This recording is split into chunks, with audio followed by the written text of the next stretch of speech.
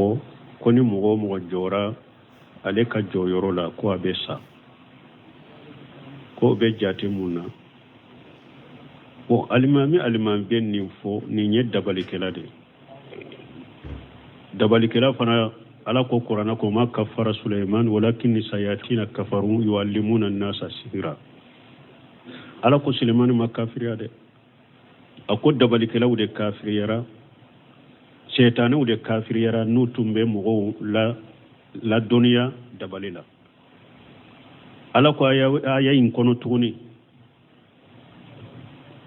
وما يعلمان حتى يقول إنما نحن فتنة فلا تكفروا وما يعلمان من أحد حتى يقول إنما نحن فتنة فلا تكفروا ملكيا فلاي على ملكيا فلا من شيني دبلية نيلا جربية دام فيوني وفلات موشيك لا كلا دبليلا فو با فو على يا أونشي كمود لا جربنا أونيه كنا دبلي كلا نيبك كافري aya in konona la yoro fulana de fulani nye mana dabali karamogo kafiri min be dabali kala kafiri ala ko aya kele in kono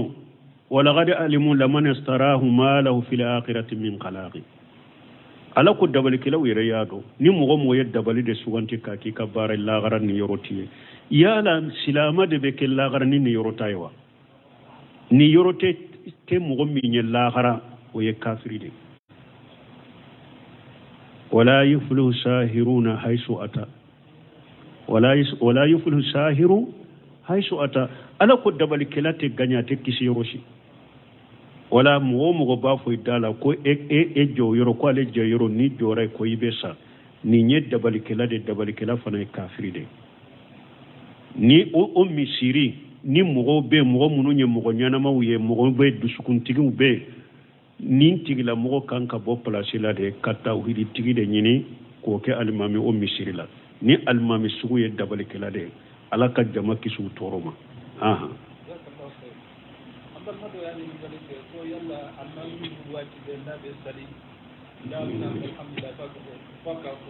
قالوا الحمد لله رب العالمين أسرغت من أدوي يلا نفن بورا بو ko do ko lu kalmami na be salli ko bismillah yata o fo ko me aba fo qalu alhamdulillah bon na ya sura limami bo fo de parce que mo chama be salli almami nunun ko fe parce que ni almami ben ni fo folo kon nan jiya yoro la dinu ne sha ikele na kele ba nyinin kade ka fo almami ni mo min be fatiha kala aba fo qalu alhamdulillah be chogode aba kiri fo yow na ya kiri fo ye na ya soro dankaniya be bola ba ke ka fo iba fo almame yere bo fo de ibe ninde ke folo na ya soro almami ba fo ikele na kela bilasira iba soro aba fo ata kalama katawudo aba ke ka fo le yere ta kalama me ka hakili jigi ne shi hayo de ka hakili jigi na ya soro cinyaro almami ben nin fo nindo yorote fatiha la kana harafe fara fatiha ka na ya soro ye cinya da abi harafe min fara fatiha ka te aba ka salle cinya parce que doni ke ba bolo harafi kele niya bo fatiha la ka salli be abe cinya de ni harafi kele har shidda munun be fatiha kono ko shidda kele niya bi ka salli be cinya parce que abe ko mi harafu cinya donc ko kana harafu fara qur'ana ka fana na ya soro aba fo afoli tebbe ma tigi ka almami bilasira akele na kele جزاك الله خير أغاني من الإسلام هو يلا ما مني أغا سافو سليلا مثلا يلا كسلي واتي ما من تلا سلا واتي راح كيكا il était bien capable de le safo da il était bien bon ko almami min na lebe safo sali bilema min betile bien fo ya soro madogo safo sallilen ko fere ni be tila sallila o be dogo be chogodi na ya soro nim fana ye sawabai safo ya tade min maqibu safqi ni tile binna bilema min be tile bin fe no be dogora de pew safo be do na ya soro mo min be salli ka soro tile mama dogo ika safo sahlente parce que safo ya ta min maqibi safqi fo bilema inde ka dogo pew bo doni ke bawu ya jatemina bile mai kad e watile kabbi ani bile mai kad dogo pew wagatu dola eri kele ani miniti bisaba wagatu dola eri kele ani miniti tanto mana safo konini futuruche ka janto wala eri kele ni miniti bisaba ka ke wonu nyogonche ube eri kele ani miniti tani duru ka suru nyogonche parce que tile kabbi ani bile mai kad dogo doni ke bawu ya jatemi hari تقويم القرآن هل نمو من تارا جاتي من أسيسا حرمو كاس إيوا فوتورين أنا كاسافو إيبي إيري كلني مليتي بي سبا سوروني نيوان جي وغاتي بي وبي وغاتو دولا وغاتو بي يلما يلماني نكي إيبي إيري كلي أني مليتي نتاني دورو سوروني نيوان جي سانكورو كارا ولو كاسافو نوكا فوتورو بي نيجولا إيري كلني مليتي بي سبا وبي إيري كلي وغاتو دولا ني مليتي تاني دورو ولا وكاسو وكاكوروشي سافو لا ni safo koni salira ka sor bileman min betti le bin fa madogo aka safo masaha jazakallahu khair ambal mando ya nyin ngali ga bo kongo ko ulu bara mo go do de benno ibita sidi kabula ka qur'ana ka yalla ni fana sharia ya daga bo kwambal ma ke do ko kongo ko mo go do be ulu fe ko be ta sidi kaburu la ka qur'ana ka be chogode ci den ko iqra'u suratul baqara fi buyutikum فلا تجعلوها قبورا فإن الشيطان ينفر من البيت الذي تقرأ فيه سورة البقرة تيدنكو أي سورة البقرة كلا كسوكو أكنا كسوكي كومي قبرو parce que الشيطان ببودي كبو سوكو سورة البقرة بكلا سومين كونو حديثة دولا أي قرآن كلا كسوكو أكنا كسوكو نوكي كومي قبرو harisa sarhu bago ya irani na ko ja kaburu te qur'ana kala nyore kaburu so te qur'ana kala nyore wodi ato chiden ko ye qur'ana kala ka so ko na kanu ke kaburu ye donc yikata kaburu la ni qur'ana beta kata sigi kaburu la ka qur'ana kala ye o ye bidia de o te besilamiya sarela chiden ko man hadasa fi amrina haja ma laysa min fa huwa raddun akoni mugo mo ye ko qur'ado ni dina kono na tala ka bara be sagi man la gara وفي رواية من عمل عملا ليس عليه أمرنا فهو رد na cogo dola ni mugo ye bara ke islamiyya na bara mi man nyamara na ya ala fe chidem fe ika bara be sagima donc katani qur'ana kaburu sura ka kala ye bidia de lesirita la dinala kaburu koni mimbe ke kaburu duawu ni hari tara jarala o be sabere ndo chide nya be fo mugo ye o be su e wa foli bila suude ka duawu de ke suye duawu de be su nunu na fa qur'ana kala na fa tukai agani ngali fulana ko yalla ni tara kaburu ube sigi ka donde kalande wa ube jole de be do kala matamin se jiaraba ube tara sudo nyorola bo ko kanyinin kali fulana na tara sudo kaburula sigili abe sigi ka do ke ube abe jo anyen nin takana sagi dersu kono ka takana sagi nyinin kali kono Qur'ana masigili fo mo shiya kaburula har Qur'ana kolo ni ye silama sutura ye mu'mini sutura ibe jode ka do ka masigili fo mo shiya ala ko cide mawla tusalli ala ahad minhum mata abada wala taqum ala qabrihi tumama cide sallir Abdullah ibn Ubay ibn Saluluka atara ka sudo ka joaka ka duau kai salli ko falai aya jigi cide ka akon ni na nyogona nunu na nyogona kana sallu ka bada kana joka kaburu ka fana ko be do kuye tumami ibn kasir yani aya tafsiranye akon ni aya mafhumu ya iranna ni ala ye cide mbali kwa kana jo munafiqi ka kaburula ka duauke ko aya iranna ja nanye mu'mini sutura ambe jode ka duaukai har qur'ana masigri fo moye qur'ana kolo ye joli de fo moye su sutura len ko fe qur'ana ko ye joli de fo wala taqum ala qabri ama fo wala tajlis ala qabri akoy kana siga kaburuka ka duauke munafiqi ka kaburi kana joaka ka duaukai o ya ira mu'mini ka kabura ambe jo ka duaude ke ante sigi ni aya hadisa sale na Usman ibn Affan ka hadisa na Abi Dawud kono ako kana rasulullah sallallahu alaihi wasallam ja faraqa min dafn mauti wa qafa alayhi wa qala astaghfiru li aqikum wa ashalu Allah lahu tasbita fa innahu al'ana yushalu Usman ibn Affan ko ako ciiden tun kera na yesu sutura libanna pew ciiden bejo aba fo ay museba ya bu nyamara ba fu ye ay ala deli ala ka ya fa ka balima ke malaka ka junubu ya fa ka ala deli ala ka ne sabati si saw bena nyininka su ko ni suturalen ku fa ibe jode no seminu ye do win to fa ko ciden tun kera anana sey muslimu kono na lebe do ke be do ke sinya sabade akoni su sutura ibafu allahumma ighfir lahu allahumma ighfir lahu allahumma ighfir lahu allahumma sabbitahu allahumma sabbitahu allahumma summa yansarif akoy be nin do wude fodro abe sadi nin de sunnay ibn khaym ko aka kitabu bu kon jadul maadi fi hadi ghairi al-ibadi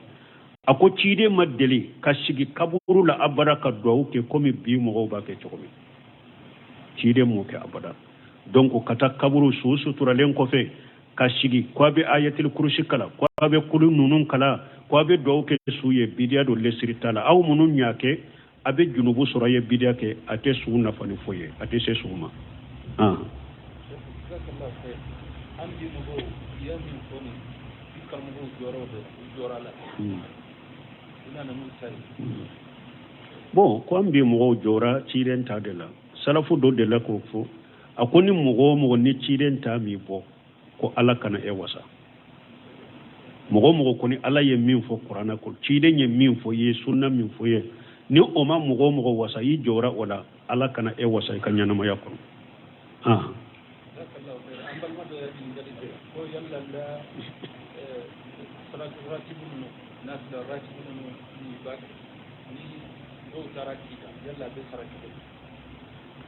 bon kon nafilar mununye rawatibu ye mana salli fana nya kofe futuru kofe safo kofe nunu nyi daw be sara cugo ube sara ciden ka hadisa koso man nama an salati aw nasiha fal yusallihi jakaraha la kafarata lahu illa jalika ciden ko ni mo mi ni isino goraka boy ka salli do bolo ube inyina nay ka salli do ko ciden ko ni hakili jigray ka salli kafara wore tala no wote wala ni mo mi salli fananye arakan nani min be salli fananye ni inyina na ode ko salli fana kofe ube o arakan nani salli folo o kofe salli fana kofe arakan fula ibo salli be sara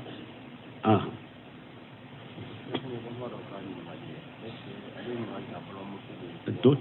be haketo do ni nyatte ge korota ka koro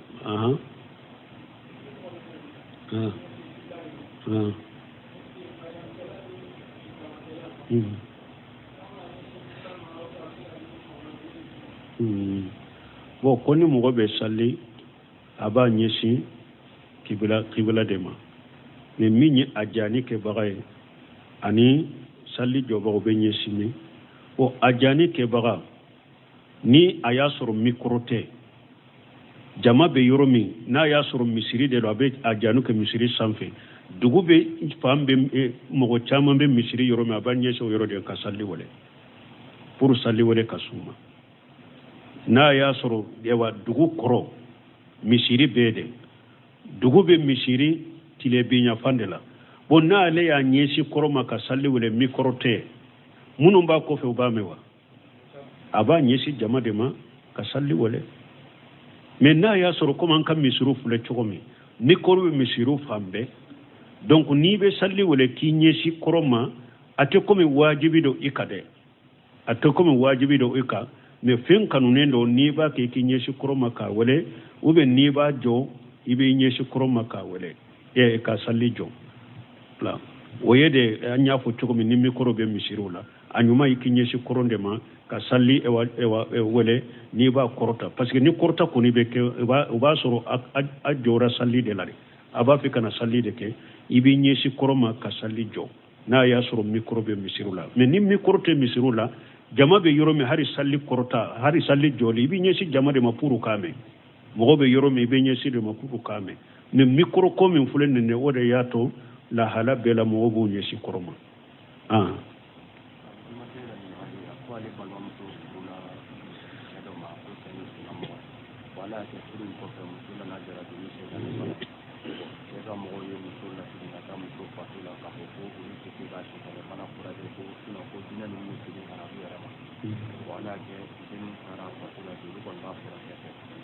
yana na koyar da sun yi magobe musafala sai dun ba ya sai dole ta hali ga musafa ko yana ko sai ga kuma kiri mun ci ne na nai mu kon na le re ga musafa kula ni ke da na ru su bon ko do ko ale sunna mo ko ye muso furu mais aka muso setani bana ya soro setani bana kele ka muso soro ko aka ce ka mo ko kulu te muso furake ko nu ye muso furake ko setani be sage kana uluma bo ko muso uya atakata adya ka somo ma kulu ka furake bo ce fana be tungala ute musa kasidi muso ma ko obe chogodi bon min ye muso ka mogo haklina jugu min fulen ni nyen nimbe ce ka mogo haklina min fulen ni nyen haklina be toucher aridama muso furakeli ka muso na banana koni ka furake doni ke bawka so nyugo so fuka haw temena uluma muso ka furakeli ni muso banana furakeli ma wajibi ya ceka majhabin nani be al majahib al arba majhabin nani be bolo uluma wajibiya muso ewa ceka kwa ka muso furak ukona banana yere de ba yere furaku ba ka mo ba furka fuka hawnunu majhabin nani be mais doni ke ba labaw lezina daima nyinin kara yala ni muso banana furakeli ba ceka wa uko fuka hawni majhabi tigun uma muso furakeli wajibiya a ceka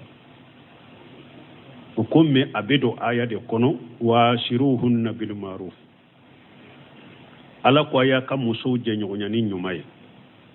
ni nyumaya ka nyumaya ki ka muso ye afura keli mbeshe ka do kono me ni fuqa hawu laje fuqa hawu temena uluma muso fura keli bila cheka me abedo ni aya kono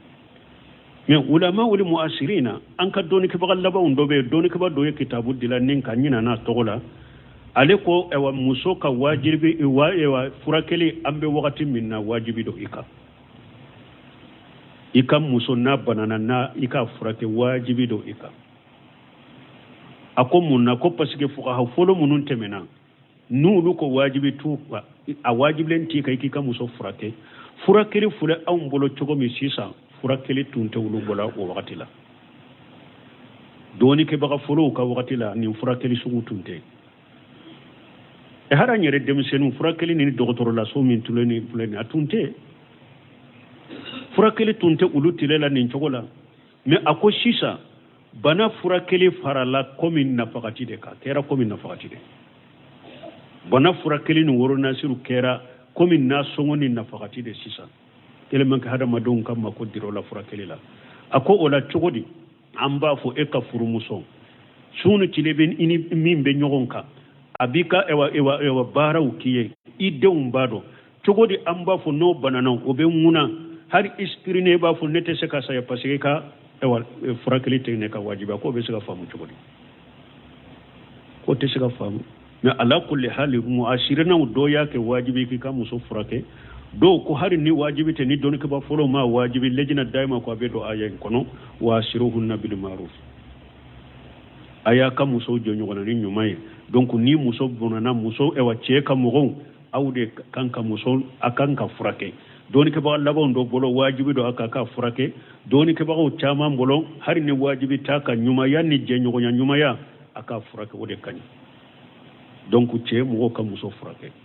mi haklina mimbe ko setane be sagama o be fulanka fayade wuli ye wele katawuma yere oba ayirade ambora min namada ala dela nadara ala ko innahu laysa sultanu ala alladhina amanu wa ala rabbihim yatawakkaluna inma sultanu ala alladhina yatawallawnahu walladhina hum bihi mushrikuna ala ko setane sirate setane bolo kata mogoma mogo ye mu'mini de yi ka ko da alaka ala ko sirate setane bolo kata ema setane ka sirabe kata mogo de ma munu nye setane ki ukabisi nyogoy uye setane fara alaka sirabe setane bolo kata ulu de ma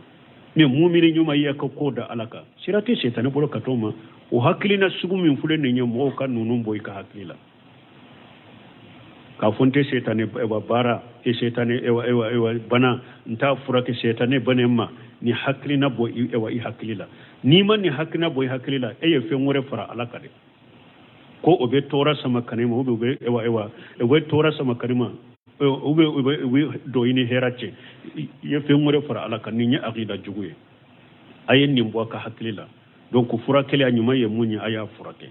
o ambe minfo muso ka mugoye ni muso ka ewa cheka mugo ma muso furake ni sebe awye aya de muso furake aka to aka chebolo aka sabali aka munya ka sabali ni sebe awya yire ka de muso furake aka to chebolo parce que muso fure ni mbana sugu fana nu ye muso mina ni abora furula che wore ya do ni mbala ka do ka furaka gelere aka gelo fana beke muso fana ma deguni toray ani awyere abe kaw ma deguni toray wala aye aka de muso furake toujours aka to a chebolo donc ambe bila serali min koni fo chebe yoro mi ka muso nimbana sugu bola fereke iki jantola furu ko fula de koy wajala bainakum mawadda wa rahma ni ko fula bora furu la furute koy furu to ka jedo de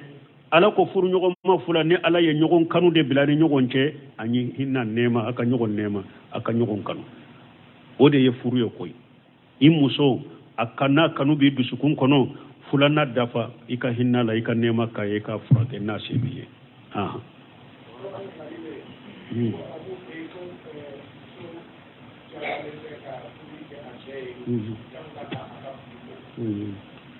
ko doko arabu fe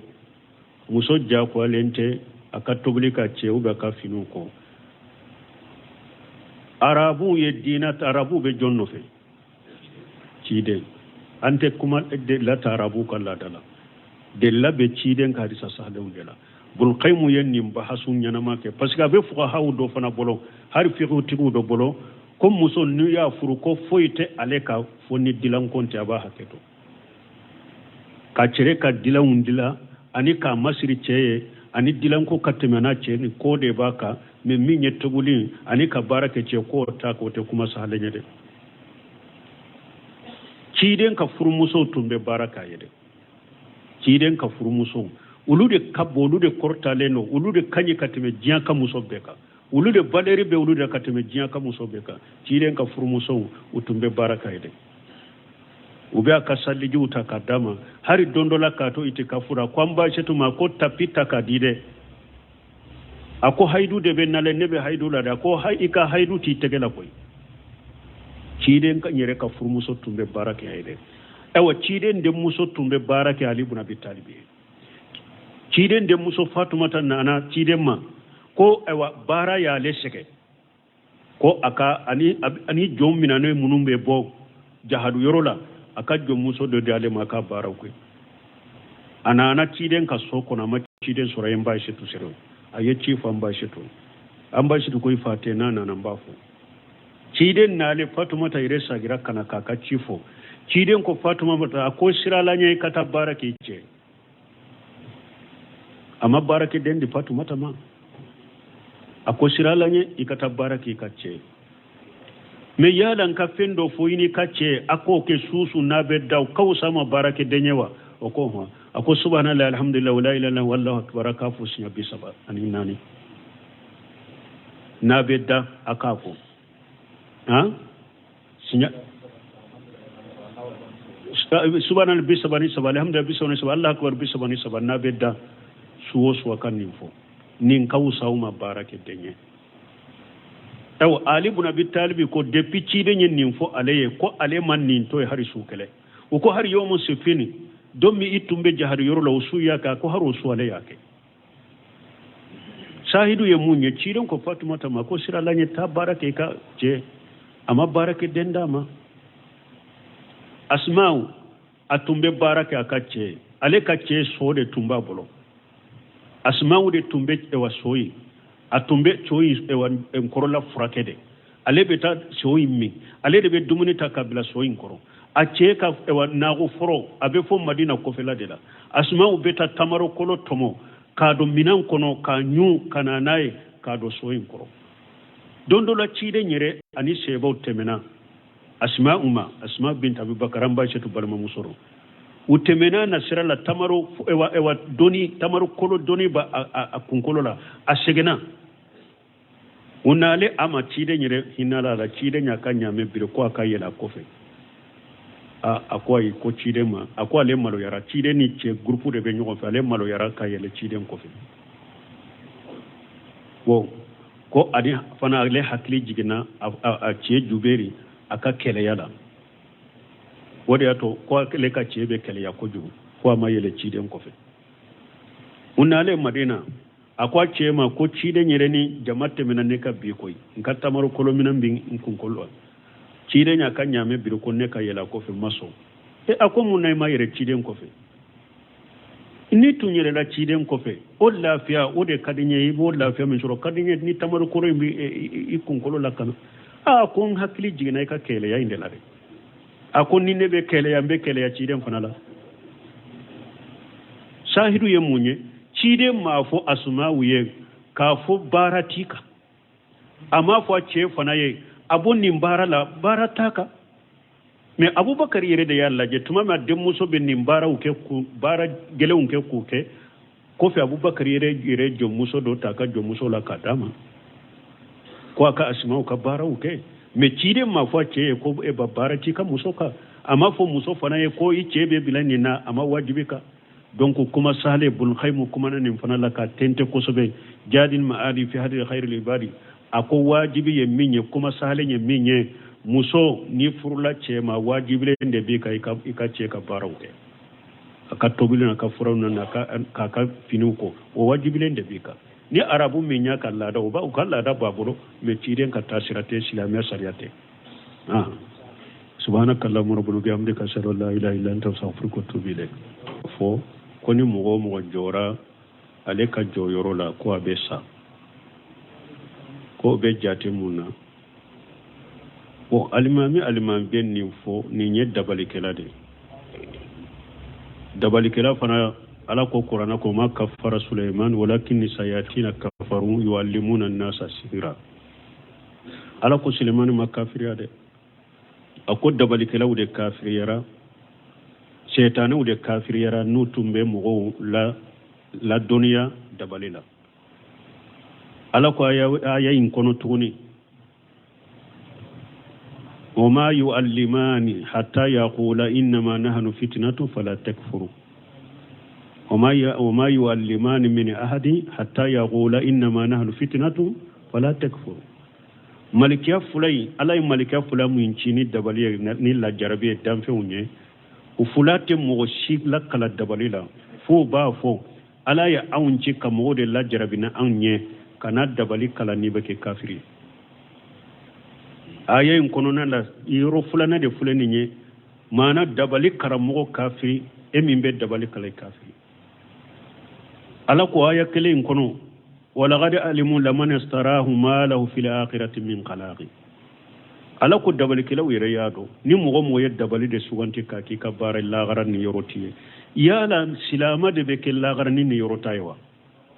ni yorote te mogo minye la gara o ye kafiri de ولا يفلح ساهرون حيث أتى ولا يفلح ساهر حيث أتى ألا قد دبل كلاتي غنياتي كيسي روشي ولا مغو بافو يدالا كو جو يرو كو علي جو يرو ني جوراي كو يبسا ني ني دبل كلا فانا كافري دي ني او ميسيري ني مغو بي مغو منو ني مغو نيانا ما ويه مغو بي دسكون تيغو بي nin tigila mɔgɔ kan ka bɔ place la de ka tawhidi tigi de ɲini k'o kɛ alimami o misiri la ni alimami sugu ye dabalikɛla de ala ka jama kisi u tɔɔrɔ ma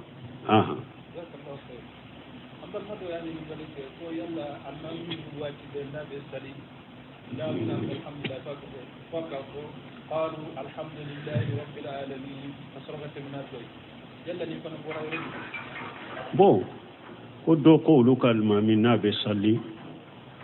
ko bisimilahi ata o fɔ ko mais a b'a fɔ qalu alhamdulillah bon n'a y'a sɔrɔ alimami b'o fɔ dɛ parce que mɔgɔ caman bɛ sali alimami ninnu kɔfɛ parce que ni alimami bɛ nin fɔ fɔlɔ ko nanjiya yɔrɔ la diinu nasiya i kelen n'a kelen i b'a ɲininka de k'a fɔ alimami ni mɔgɔ min bɛ fatiha kala a b'a fɔ qalu alhamdulillah o bɛ cogo di a b'a kiiri fɔ yau n'a y'a kiiri fɔ ye n'a y'a sɔrɔ dankaniya bɛ bolo a b'a kɛ k'a fɔ i b'a fɔ alimami yɛrɛ b'o fɔ dɛ ibenin de ke folo na ya sura almami mbafo ikele na kela bilasira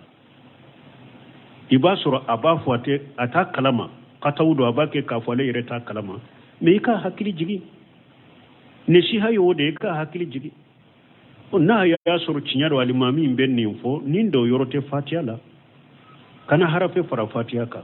na ya sura ye cinyade abi harafe min fara fatiha ka te abaka salle cinya parce que doni ke ba bolo harafi kele niya bo fatiha la ka salli be abe cinyade ni harafi kele har shidda munum be fatiha kono ko shidda kele niya bi ka salli be cinya parce que abe comme ya harafu cinya donc ko kana harafu fara qur'ana ka fana na ya sura aba fo afoli tebbe ma tigika alimami bilasira akele na kele jazakallahu khair agani ngal plana ko yalla mamini aga safo salila masalan yalla ka sali wati mamin tilla sallade wati ala hakika de il était bien capable de safo da il était bien bon ko almami min na lebe safo salli bilema min betile bin fo ya soro madogo safo salli len ko fere ni betila salli la o be dogo be chogodi na ya soro nim fana ye sawabai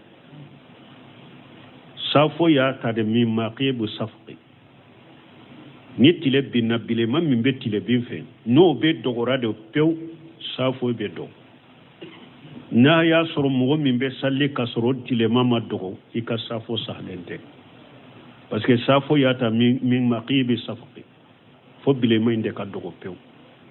bo doni ke bawu ya jatemina bilema in ka e watile kabbi ani bilema in ka dogo pew wakatu dola eri kele ani militi bisaba wakatu dola eri kele ani militi tanto mana safo ko ni futuruche ka janto ala eri kele ni militi bisaba ka ke wono nyogonche ube eri kele ani militi tani duru ka suru ni nyogonche parce que tile ka biani bilema en ka dogo joni ka baw ya jatemi hari taqwi min umul qura hari ni mo min tara jatemi na sisa haramu kas ewa futuri ana ka safo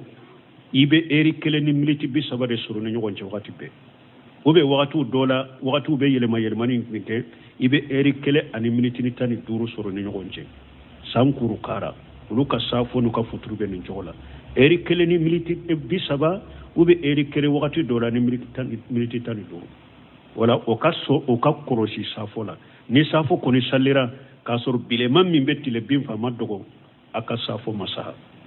jazakallahu khair ambal ma do ya ngali ga bo kongo ko ulu bara mo go do de benno ibita sidi kabula ko pranaka yalla ni fana sharia ya daga bo ko ambal ma ke do ko kongo ko mo go do be ulu fe ko be ta sigi kaburu wala ka pranaka ro be chogodi ci den ko kharawu suratul baqara fi buyutikum fala tajaluha qubura fa inna shaytan yanfiru min albayt alladhi tuqra fi suratul baqara ci den ko aye suratul baqara kala ka so kono akana ka so ke komi kaburu parce que shaytan be boni ka bo so kono suratul baqara be kala so min kono hadisa dola aye qur'ana kala ka so kono akana ka so kono no ke komi kaburu harisa sarhu bago ya irani na ko ja kaburu te qur'ana kala nyoro kaburu so te qur'ana kala nyoro wodi ato ciden ko ye qur'ana kala ka so ko na kanu ke kaburu ye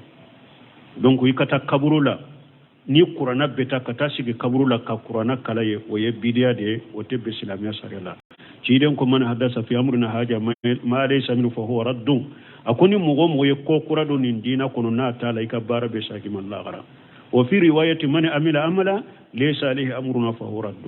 na cogo dola ni mugo ye bara ke islamiyya inna bara mi man nyamare na ya ala fe ciden fe ika bara be sagima donc katani qur'ana kaburu sura ka kalawe bidia de lesirita la dinala kaburu koni min be ke kaburu duawu ni hari tara jarala o be sabere ndo ciden nya be fo mugo ye o be su e wa foli bila suude ka ka duawu de ke suye duawu de be su nunu nafa qur'ana kala nafa to kai agani ngali plana ko yalla ni kara ko be sigi ka donde kalande wa be jole de be go kala ko tan ni se jiaraba ube atara sudo nyorola bo ko kanyinin kali fulana na tara sudo kaburula sigili abe sigi ka duwawu ke ube abe jo an ɲe nin takana sagi derisiw kono ka takana sagi ɲininkaliw kono kurana ma sigili fo mɔgɔ si ye kaburu la hari kurana kɔlɔ n'i ye silama sutura i ye mumini sutura i be jo de ka duwawu ka ma sigili fo mɔgɔ si ye ala ko cide ma wala tusalli ala ahadin minhum mata abada wala taqum ala qabrihi tuma mi cide sallira abdullah ibn ubay ibn salulu ka atara ka sudo ka jowa ka duwawu kai salli ko felay aya jigi ciden ka akon ni na nyogona nunu na nyogona kana sallu ka bada kana jow ka kaburu ka fana ko be duwawu kuye tuma mi ibn kasir yani aya tafsiranye akon ni aya mafhumu ya yiranna ni ala ye ciden bali kwa kana jo munafaqi ka kaburu la ka duwawu ke ko aya yiranna ja nanye mu'mini sutura ambe jode ka duwawu kai har qur'ana masigri fo moye qur'ana kolo ye joli de fo moye su sutura len ko fe qur'ana ko ye joli de fo wala taqum ala qabri ama fo wala tajlis ala qabri